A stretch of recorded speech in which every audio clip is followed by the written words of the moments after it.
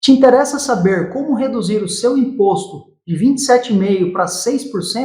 Se você é dentista ou profissional da área da saúde, fica comigo nesse vídeo que eu vou te mostrar na prática como se organizar para reduzir o seu imposto. Para falarmos da redução de impostos para dentista, nós temos que entender que cada especialidade tem uma característica, e essas características influenciam no cálculo do seu imposto. Isso porque, a depender da sua especialidade, você vai ter mais ou menos despesa em relação ao seu faturamento. Por exemplo, o implantodontista, ele tem, em relação ao faturamento que ele cobra do paciente, ele tem uma despesa altíssima.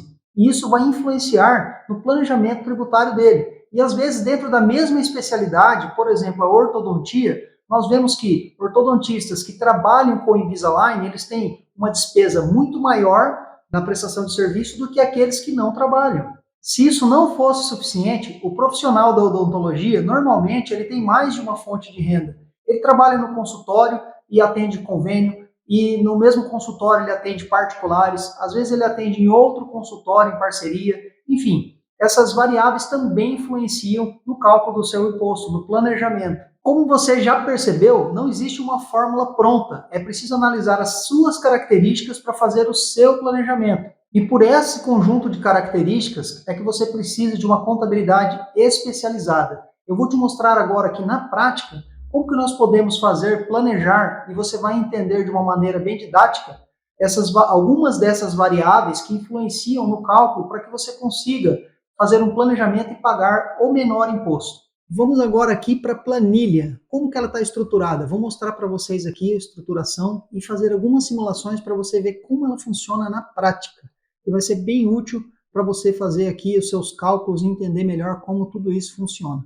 Bom, aqui na primeira coluna, você vai colocar o quê? Os rendimentos dos seus atendimentos de convênio e as despesas que você tem no consultório relacionadas a esses atendimentos. Você vai colocar os rendimentos que você recebe dos seus pacientes, dos atendimentos particulares, e as despesas que você tem no consultório para esses atendimentos. Se você quiser simular quanto seria se eu fosse registrado e tivesse esses rendimentos, coloca nesse campo.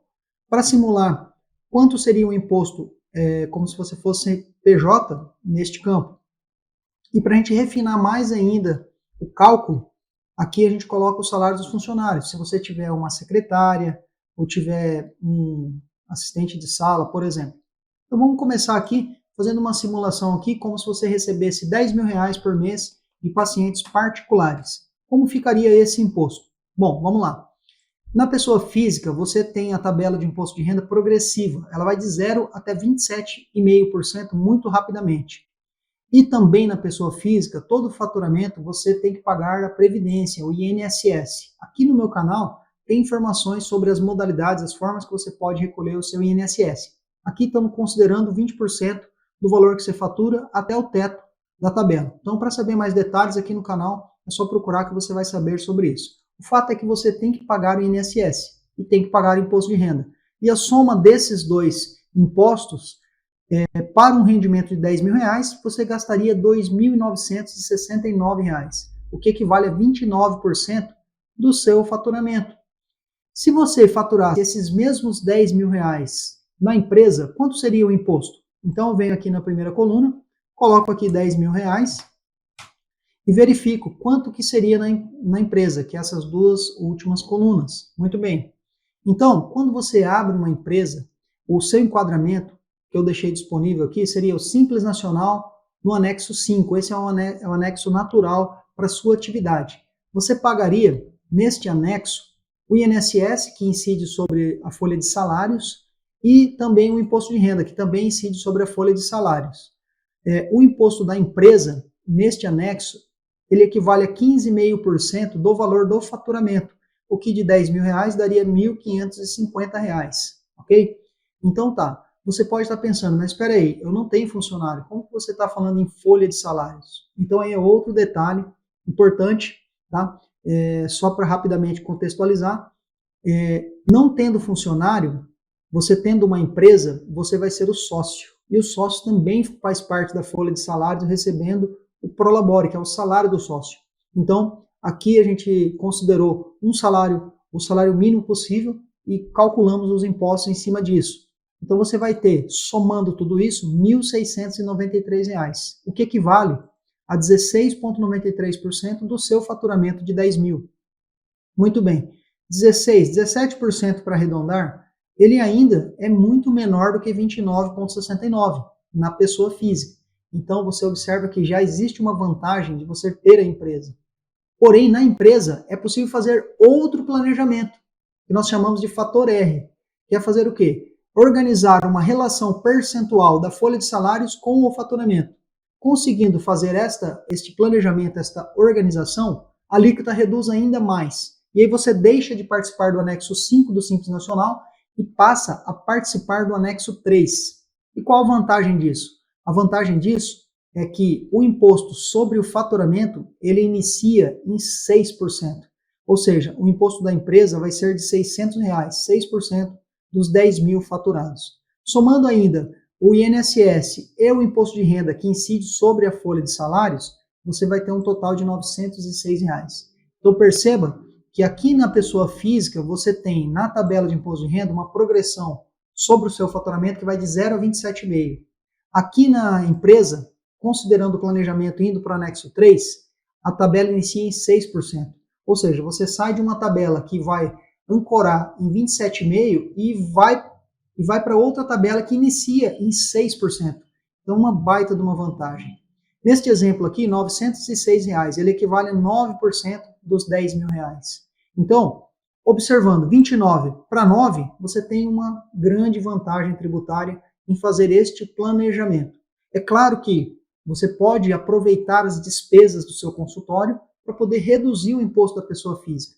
Então vamos considerar que, nesse exemplo aqui, você teve uns 30% de despesa, R$ 3 mil para executar este trabalho. R$ 3 mil eu vou colocar aqui como despesa do livro caixa, e você observa que de 10 mil reduziu o imposto de renda a pagar, mas mesmo assim você está pagando 21,44%, o que ainda é muito maior do que os 9. Vamos fazer outra simulação. Vamos considerar agora que você atende 5 pacientes por dia, um ticket médio aí de R$ 400. Daria ali R$ 2 mil por dia, 20 dias de atendimento por mês, vai dar aí em torno de R$ 40 mil no mês. Então, R$ 40 mil no mês, vamos tirar aqui a despesa do livro caixa e vamos simular também R$ 40 mil se fosse uma empresa. Como que vai ser isso? Vamos lá. Considerando a pessoa física, INSS mais imposto de renda, R$ 11 mil é o imposto que você deveria pagar, equivalente a 28%. Já na empresa, o anexo natural, você teria, considerando todos os impostos, R$ 7 mil para pagar. De 11, reduz para 7 mil, o que dá 17%. Utilizando o planejamento para poder ir para o anexo 3, nós teríamos uma redução. Ficaríamos com R$ 5.723 de impostos, o que daria 14%. Então veja bem, na pessoa física, R$ 11.200, na pessoa jurídica, R$ 5.723 é possível conseguir esse cálculo de imposto, esse planejamento. Ah, mas eu tenho despesas também, quero considerar aqui no cálculo, tudo bem. Como que de R$ 40 mil você teve ali R$ 10 mil de despesas com o consultório, 25%. Então, vamos colocar aqui, ó, R$ 10 mil. Você teria aqui R$ 8.469, 21% de alíquota efetiva, o que ainda é muito maior do que 17, muito maior do que 14. Então você pode fazer várias simulações aqui. E se minha despesa fosse de R$ 15 mil? Você vem e faz a simulação. Você teria aqui, ó, R$ 7 mil de imposto na pessoa física, R$ 7.100 como empresa, R$ 5.700 como empresa no anexo 3. Então você consegue fazer aqui simulações com as suas características e entender em que momento ou em qual situação, em qual circunstância é mais vantajoso você ter uma empresa, você estar na pessoa física. Entende como que as suas características influenciam nisso? Então ter um especialista para analisar isso vai trazer com certeza muitas vantagens e essa ferramenta está disponível para você. Solicita aqui, manda para mim uma mensagem, informa a sua especialidade que você vai receber esta planilha. E aí, você gostou das simulações que nós fizemos com a nossa planilha de planejamento para dentistas? É claro que existem outras variáveis, por exemplo, apresentamos ali o Simples Nacional, mas nós temos também o lucro presumido, nós temos planejamento para ISS fixo, mas ali já deu para você ter uma noção geral como é que a gente faz, analisa algumas características e simula o imposto. E cada simulação você percebe que tem diferentes maneiras de apurar o imposto, não existe a certa e a errada, existe a melhor para o seu caso.